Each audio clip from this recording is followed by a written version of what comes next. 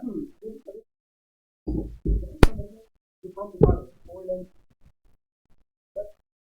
वादा है कि कल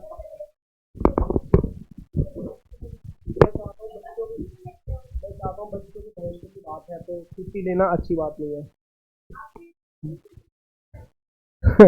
मेरा भविष्य तो ठीक है। आप जुकाम बुखार में क्या ही भविष्य खराब हो जाएगा, है ना। तो मैं सोचता हूँ कि तुम्हारी क्लास लेना बहुत जरूरी है, इसलिए मैं आ जाता हूँ। निकालो वर्क मैंने पढ़ा दिया था, है ना। आज की क्लास में एनर्जी पढ़ेंगे, ठीक है। तुमने वर्क नहीं पढ़ा है ना। चलो तुम्हें अलग से करा देंगे, ठीक है। लिखो हेडिंग, लिखो सब लोग, एनर्जी। ये क्या हो गया इसको, अच्छा।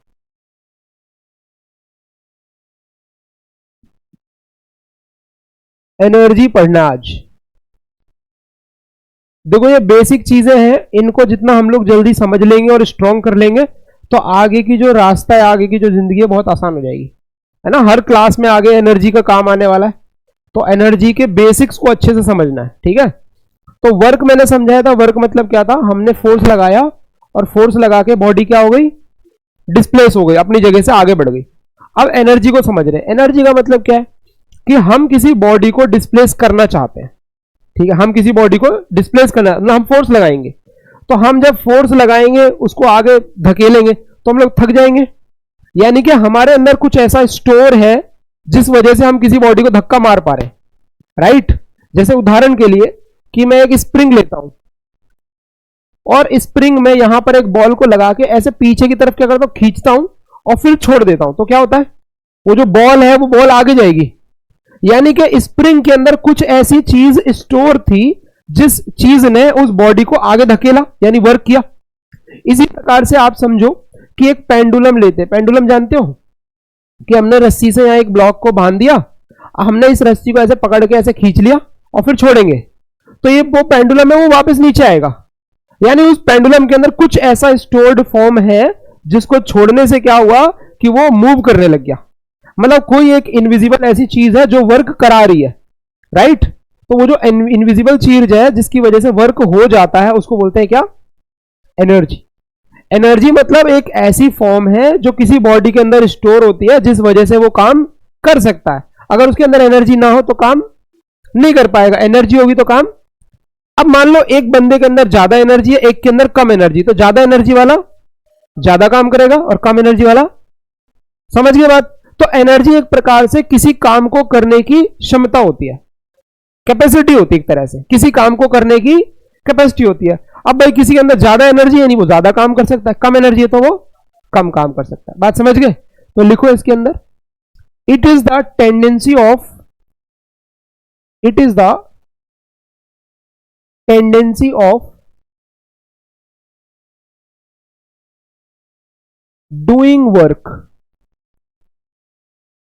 काम को करने की टेंडेंसी या कैपेसिटी को एनर्जी कहते हैं, बस।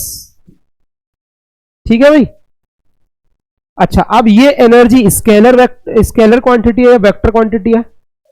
स्केलर क्वांटिटी, एनर्जी और वर्क दोनों एक प्रकार से कैसी क्वांटिटीज है, स्केलर क्वांटिटीज है। इसकी एसआई यूनिट क्या होती है,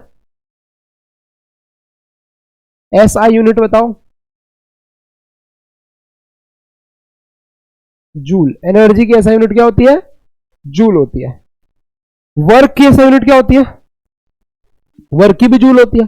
तो वर्क और एनर्जी की यूनिट क्या है, सेम है। यानी कि एनर्जी से वर्क होता है और वर्क से एनर्जी आती है, तो दोनों एक दूसरे में इंटरचेंजेबल है, कन्वर्ट हो सकते हैं। क्लियर है बात। तो एनर्जी स्केलर क्वांटिटी और ऐसा यूनिट क्या है, जूल्स। अब एनर्जी बहुत सारे टाइप की होती है, राइट, बहुत सारे टाइप की होती है। तो एनर्जी के टाइप्स बता सकते हो तुम मुझे। अरे तुम लोग तो पढ़े लिखे हो यार। सबसे पहले कौन कौन सी बताई तुमने, चलो, potential, kinetic, heat energy, electrical energy, light energy, chemical energy, और बताओ, अभी बाद में उठाना, और बताओ। केमिकल एनर्जी और कोई नहीं होती? होती तो बहुत सारी है, हमें नहीं पता है ना। साउंड एनर्जी, मैकेनिकल तो इन्हीं दोनों को ऐड करके बोलते हैं। और बताओ, और कोई एग्जांपल, और कोई एग्जांपल तुम बताओ। साउंड, हाँ जैसे हम बोल रहे हैं तो वो भी तो एक तरह की एनर्जी है। क्या? सोलर एनर्जी, वो लाइट एनर्जी में ही मान लो। सोलर एनर्जी का एक प्रकार की लाइट है, तो लाइट एनर्जी में ही मान लो। तो ये सब एनर्जी के फॉर्म से, लेकिन क्या सिर्फ इतनी एनर्जी होती है? और भी बहुत सारी टाइप की होती है। तो एनर्जी का जो बेस है, जिस जगह से वो एनर्जी आ रही है, उसके आधार पे हमने नाम दे दिया। जैसे कि पोटेंशियल एनर्जी, अब ये क्या होता है? किसी बॉडी की पोजीशन, कॉन्फ़िगरेशन, शेप, साइज, इनके वजह से एनर्जी होती है, उसको क्या बोलते हैं हम? किसी बॉडी के मोशन की वजह से जो एनर्जी होती है, किसी बॉडी के टेम्परेचर की वजह से जो एनर्जी है, ठीक है भाई। इलेक्ट्रिसिटी के मूव करने, यानी चार्ज के मूव करने से जो एनर्जी आ रही है, इलेक्ट्रिकल एनर्जी है। अच्छा, सनलाइट से जो एनर्जी आ रही है हमारी, लाइट एनर्जी है, सोलर एनर्जी, कुछ भी कह सकते हैं। केमिकल से जो एनर्जी आ रही है, केमिकल एनर्जी का कोई एग्जांपल बता सकता है? सेल है, सेल। सेल के अंदर क्या होता है? जैसे मेरे इस माइक में सेल लगा हुआ है, ऐसे करके, ये है ना। तो इस सेल के अंदर कोई केमिकल भरा होगा, वो केमिकल कुछ मूवमेंट कर रहा है, कुछ कर रहा है, जिससे इलेक्ट्रिसिटी प्रोड्यूस होती है। अच्छा, इस सेल से तुमने देखो खिलौने में लगाते हैं तो वो जो ऑब्जेक्ट होता है वो मूव भी करता है। मतलब उसमें क्या होता है? सबसे पहले जो केमिकल एनर्जी बदलती है इलेक्ट्रिकल में, और फिर इलेक्ट्रिकल एनर्जी बदलती है मैकेनिकल में या काइनेटिक में। मतलब हमने क्या किया? केमिकल एनर्जी को पहले इलेक्ट्रिकल में बदला, फिर इलेक्ट्रिकल एनर्जी से कोई मोटर वोटर चला दी जिससे बॉडी मूव करने लगी, तो मैकेनिकल एनर्जी बन गई। मतलब एक एनर्जी जो है एक फॉर्म से दूसरे फॉर्म में कन्वर्ट हो जाती है। तो जो इलेक्ट्रिक सेल्स में एनर्जी होती है वो क्या होती है हमारी? और कोई उदाहरण केमिकल एनर्जी का और कहीं तुमने देखा हो? हाँ, बैटरी सेल तो एक ही बात होगी ना। हाँ, बॉडी में भी होती है, पर उसको हम लोग बायोकेमिकल एनर्जी कहते हैं, है ना। फायर क्रैकर्स में होती है, जो बम फटता है, जैसे हम आग लगाते हैं तो उसके अंदर केमिकल एनर्जी उसी वजह से फटता है। ये पढ़ा लिखा बच्चा है ना। तो वो क्या होती है? केमिकल एनर्जी होती है फायर क्रैकर्स के अंदर, ठीक है। अच्छा, उसके बाद कौन सी? Sound energy. साउंड एनर्जी का कोई एग्जांपल? म्यूजिक सिस्टम है, क्योंकि आपने मान लो म्यूजिक सिस्टम बहुत तेज आवाज में चला दिया, आपके टेबल पर रखा हुआ पेन गिर गया, तो वो पेन को वाइब्रेट करा के गिराने में साउंड एनर्जी का ही तो काम है, वो डिस्प्लेसमेंट कर रही है। तो साउंड एनर्जी भी इस फॉर्म ऑफ एनर्जी।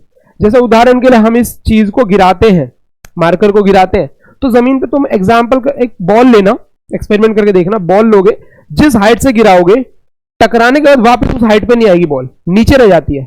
मतलब कुछ ना कुछ इसकी एनर्जी साउंड के फॉर्म में या शेप डिफॉर्म करने की वजह से लॉस हो जाती है, ठीक है। तो साउंड के फॉर्म में कन्वर्ट हो जाती है, तो वो एनर्जी भी हमारी चली जाती है। जैसे तुमने देखा हो ट्रांसफार्मर होते हैं, गलियों में रखे रहते हैं, जब उसमें बिजली आती है तो आवाज करता है, ऐसी आवाज आती है ना। तो वो क्या है? इलेक्ट्रिक एनर्जी को किसमें बदल रहा है? साउंड एनर्जी में बदल रहा है। और गर्म भी होता है साथ में, तो हीट एनर्जी में बदल रहा है। हाँ, समझिए। तो एक फॉर्म ऑफ एनर्जी दूसरे फॉर्म में क्या हो जाती है? बदल जाती है। तो आप थोड़ा सा उस क्वेश्चन में पढ़ेंगे, उसका बेस समझ लेंगे, किस आधार पे बोला गया, उसके लॉजिक से लगा लेंगे। हाँ, ये पूरा चार्ट बनाओ फटाफट, बनाओ बनाओ जल्दी।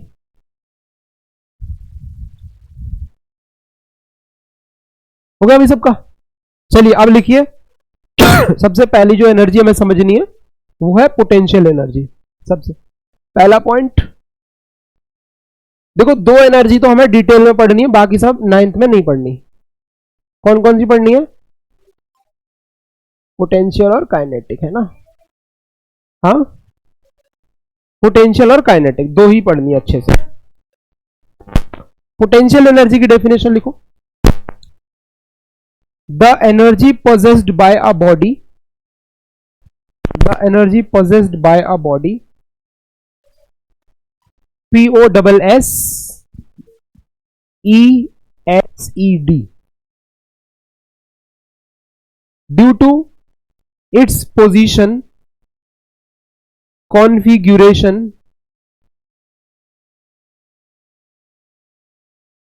or shape, its position, configuration or its shape is called potential energy और it's shape is called potential energy configuration. अब इनका मतलब बताता हूं। जैसे एग्जांपल के तौर पर सोलर सिस्टम में भाई बीच में सेंटर में सन है ना, फिर एक प्लेनेट है। कौन सा प्लेनेट है? सन के बाद जस्ट बाद कौन सा है? उसके बाद कौन है? उसके बाद हाँ, अरे बस बस बस अर्थ तक ही जाना था मैं, ठीक है। तो ये जो प्लेनेट है इनका मास अलग अलग होगा, है ना भाई। इसका मास मान लेते हैं m1 है, इसका मास m2 है, इसका मास m3 है। अगर मैं ऐसा करूं कि सन के बाद पहले m3 मास को बैठा देता हूं, फिर मैं m1 मास को बैठा देता हूं, फिर m2 को बैठा देता हूं, तो जो इस प्लेनेट के अंदर चीजें हैं, जैसे हमारी डे और नाइट की साइकिल है, हमारी अर्थ के घूमने की चीजें हैं, स्पीड वगैरह है, वो सब क्या हो जाएगी? चेंज हो जाएगी। तो इनकी पोजीशन बदलने से बहुत सारी चीजें बदल जाएंगी। यानी इनकी पोजीशन जिस प्रकार रखी है उस पोजीशन में एक एनर्जी स्टोर्ड है, इसको बोलते हैं पोटेंशियल एनर्जी। कि पोजीशन बदलने से जो एनर्जी बदल जाए उसका नाम है। इसी प्रकार से उसमें शब्द यूज किया कॉन्फिगरेशन और यूज किया शेप। जैसे स्प्रिंग होती है, स्प्रिंग को खींच दो तो अलग एनर्जी आ जाएगी, दबा दो अलग एनर्जी आ जाएगी, तो वो शेप की वजह से होगी। कॉन्फिगरेशन का मतलब क्या है? कॉन्फिगरेशन का मतलब जो चीज जैसी रखी है उसमें थोड़ा बहुत चेंज कर दो, एक तरह का पोजीशन का ही वर्जन है। जैसे आप लोग एटम पढ़ोगे ना, जब चैप्टर 4 में पढ़ाऊंगा, एटम होता है, एटम के चारों तरफ रिंग होती है जिसमें इलेक्ट्रॉन घूमते हैं। अब एक ऑर्बिट में 2 इलेक्ट्रॉन घूम रहे, मान लो 2 की जगह 3 घुमा दे तो एनर्जी बदल जाएगी, तो एटम की स्टेबिलिटी बदल जाएगी, कुछ ना कुछ उसमें चेंज आ जाएंगे। तो इनकी जो कॉन्फ़िगरेशन है, मतलब ये जिस प्रकार से इलेक्ट्रॉन बैठे हैं, अगर वो चेंज कर दें हम तो एटम की स्टेबिलिटी वगैरह चेंज हो जाएगी। तो उसको भी क्या कहेंगे हम? पोटेंशियल है। तो वो एनर्जी जो पोजीशन बदलने से, कॉन्फ़िगरेशन बदलने से या फिर शेप बदलने से चेंज हो जाती है या स्टोर हो जाती है, उसको बोलते हैं पोटेंशियल। उदाहरण के लिए स्प्रिंग वाली एनर्जी, ग्रेविटी वाली एनर्जी, समझ गए? ये कौन सी चीजों का एग्जांपल है? पोटेंशियल एनर्जी कॉन्फ़िगरेशन से बदल जाती है, ठीक है। अब हमें अभी इस क्लास में ना केवल ग्रेविटी वाला पढ़ना है। क्लास 9 में हमें कौन सा पढ़ना है? हालांकि एनर्जी तो स्प्रिंग के अंदर भी है, पर वो हमें नहीं पढ़ना है। हमें क्या पढ़ना है इस साल? ग्रेविटी वाला। तो उसका नाम लिखेंगे, इसी का सब पॉइंट है gravitational potential energy.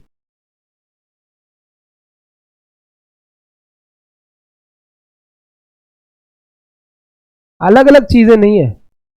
Potential energy तो किसी भी कारण से आ सकती है ना। अगर वो कारण ग्रेविटी है तो उसका नाम हो जाएगा, अगर वो कारण इलास्टिसिटी है तो उसका नाम हो जाएगा elastic potential energy.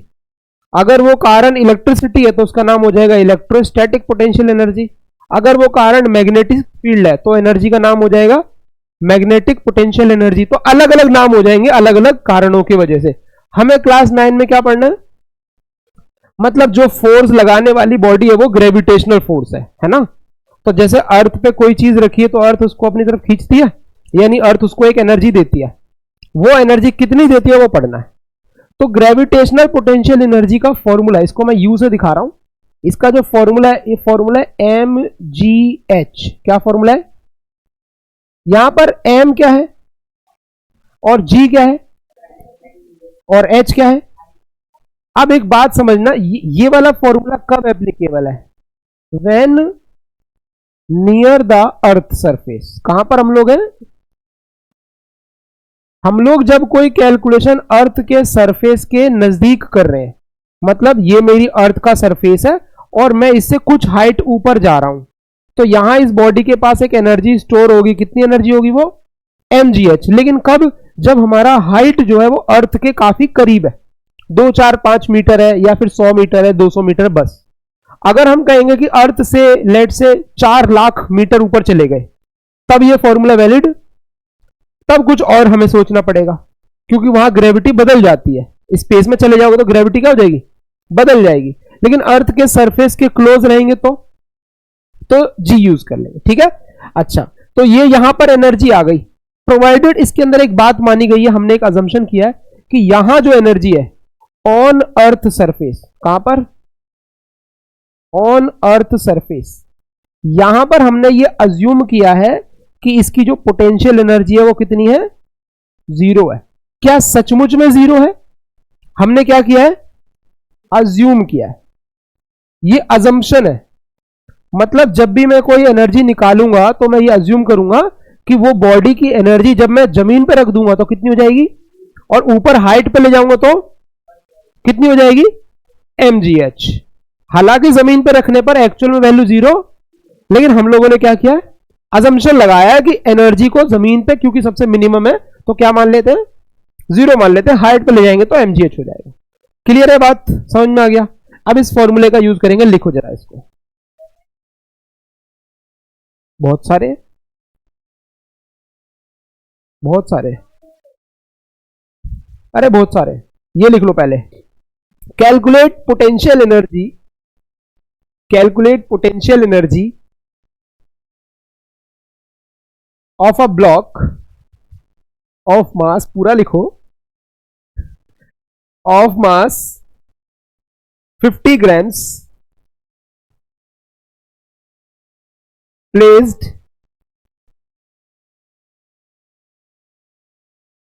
on a table of height, on a table of height 2 meters। ये टेबल है और टेबल की हाइट कितनी है, 2 मीटर्स है, और आपको बताना है इस टेबल के ऊपर एक ब्लॉक रखा है जिस ब्लॉक का मास है 50 ग्राम, इसकी एनर्जी कितनी है।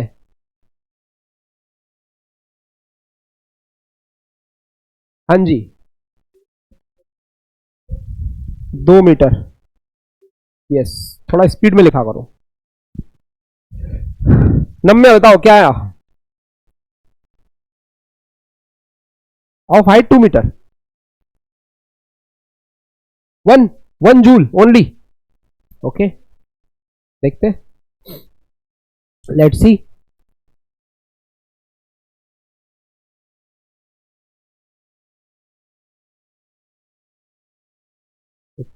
इन लोगों का भी आने दो।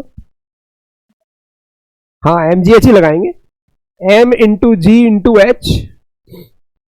तो m कितना अपना 50 ग्राम, इसको किलोग्राम में चेंज करेंगे। g कितना है,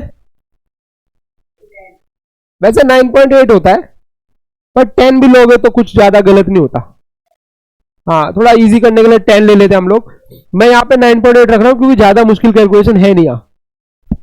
9.8 रखना हूं, तो ये हो जाएगा 5 टू 10 100 डिवाइडेड बाय 1000 इंटू 9.8। तो आपका 2020 खत्म हो गया, 0 पॉइंट। तो अगर किसी बच्चे ने उसको 10 लिया हुआ तो एनर्जी का आंसर कितना आएगा, 1 आएगा, तो वो भी चल जाएगा, 1 भी चल जाएगा, एक ही बात है। ठीक है, चलो आगे बढ़े।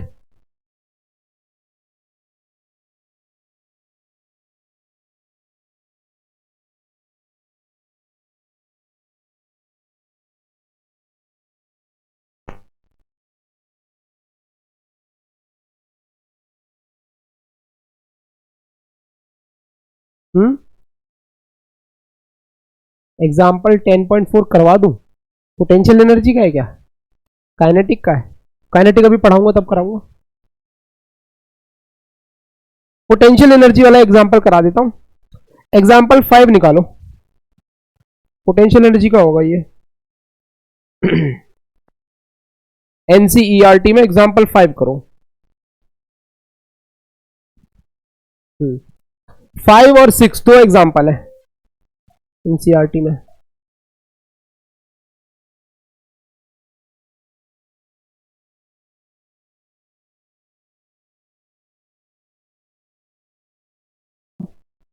एक क्वेश्चन दे रहा हूं जरा, ये अगर तुम लोगों ने कर दिया तो समझ जाओ कि आप लोग तो बहुत आगे निकल चुके हो।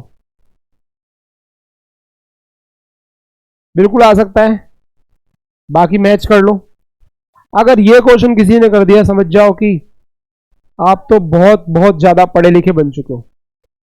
हमने एक बॉडी को 50 मीटर पर सेकेंड से ऊपर फेंका है, कितनी स्पीड से फेंका है, हाँ 50 मीटर पर सेकेंड से हमने इसको ऊपर थ्रो किया है। ठीक है, आपसे मैं पूछ रहा हूं potential energy at t equal to 1 second. निकाल दोगे? बहुत ही इजी क्वेश्चन है, ये नहीं दिया गया है। हाँ, बॉडी का मास दे देता हूं मैं। बॉडी का मास है 50 ग्राम, 50 ग्राम की बॉडी है। बताना है potential energy eight 1 second, 1 second के बाद उसकी पोटेंशियल एनर्जी कितनी हो जाएगी। करो।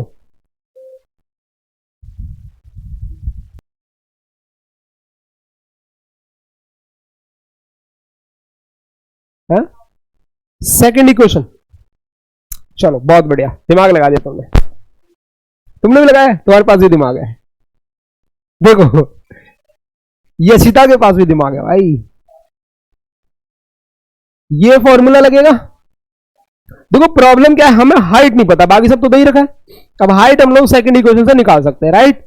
इसको बोलते हैं मल्टी कॉन्सेप्ट क्वेश्चन। अभी तो बहुत बेसिक लेवल का है, आगे आगे बढ़ोगे तो क्या होगा कि एक चैप्टर में जो पढ़ा है वो दूसरे चैप्टर में यूज करना पड़ता है। क्या बोलते हैं इसको हम? मल्टी कॉन्सेप्ट, कि भाई एक चैप्टर का कॉन्सेप्ट दूसरे में यूज करना पड़ रहा है। तो कोई बहुत दिक्कत की बात तो है नहीं, है ना।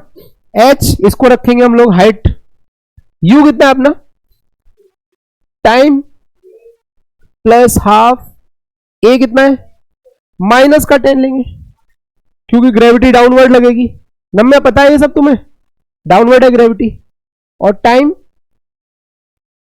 तो हो जाएगा ये 50 माइनस 5, कितना हो जाएगा? ये कौन था, कौन था ये? हाँ कोई बात नहीं, 45 आ गया कि नहीं आया, अलग आया।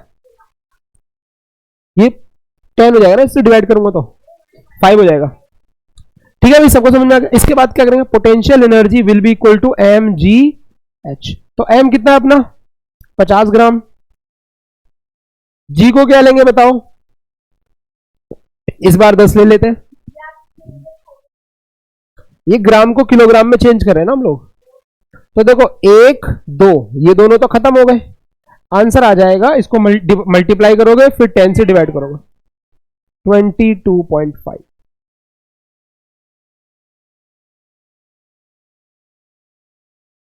ओवर कॉन्फिडेंस, जल्दबाजी नहीं मचाओ, आराम से करो, तसल्ली पूर्वक, राइट। पॉइंट, हाँ इसी क्वेश्चन का सेकंड पार्ट।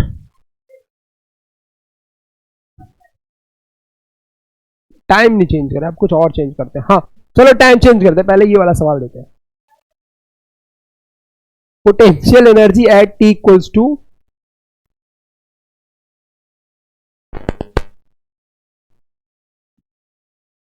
ये मुझे टाइम बताया जा रहा है 20 सेकेंड। बताओ potential energy at T equal to 20 second, बताओ।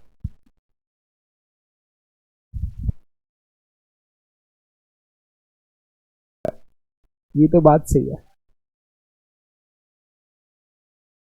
हाँ ये है बात।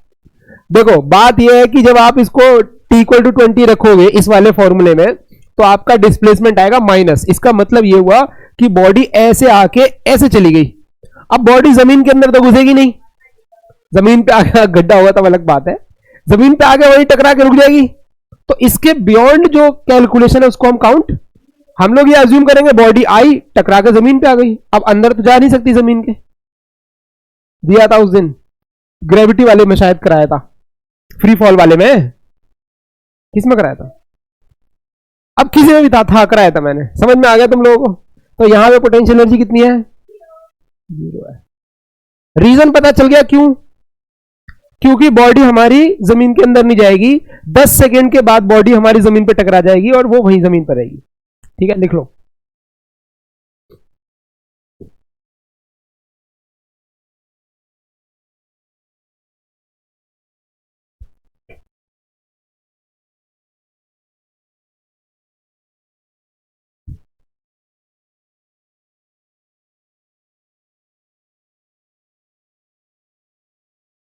हो गया, हटा दो इसे। एक और क्वेश्चन दे रहा हूं, आखिरी क्वेश्चन है, लास्ट क्वेश्चन इस टॉपिक का।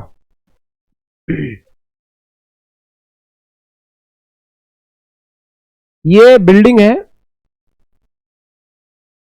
40 मीटर इसकी हाइट है बिल्डिंग की, बिल्डिंग की हाइट कितनी है? एक ब्लॉक को मैंने ऊपर फेंका, यहां से कितनी स्पीड से फेंका? 10 मीटर पर सेकंड से फेंका। ठीक है भाई, 10 मीटर पर सेकंड से मैंने फेंका ऊपर, ऐसे करके बॉडी यहां गिरेगी। तो आपसे मैं पूछ रहा हूं चेंज इन पोटेंशियल एनर्जी, क्या पूछ रहा हूं मैं? Change in potential energy when it reaches the topmost point।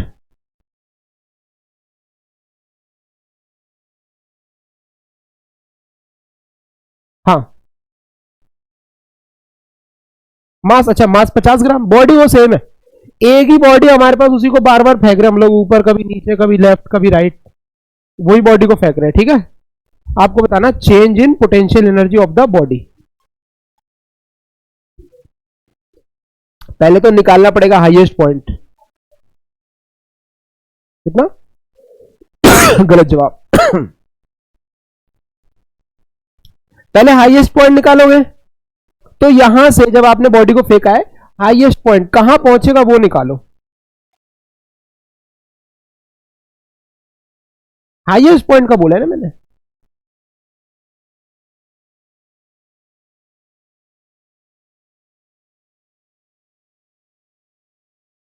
मुझे मत बताओ, मुझे तो आता है, तुम आंसर निकाल के बताओ।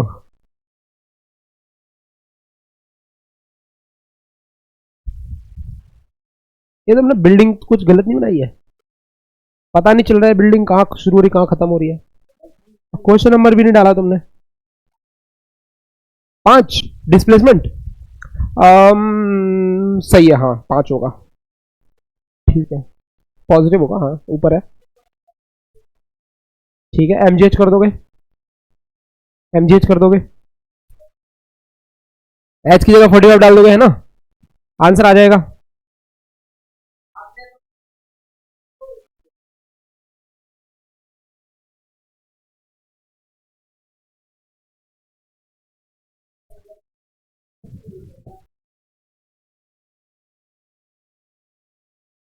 कितना है तुम बताओ, तुम्हारी बहुत लंबी कहानी है, अलग से समय निकालना पड़े। तुम बताओ आंसर क्या आया? गलत जवाब। क्वेश्चन अच्छे से पढ़ो, क्वेश्चन में कुछ और पूछा है, क्वेश्चन क्वेश्चन अच्छे से पढ़ो, अच्छे से पढ़ो।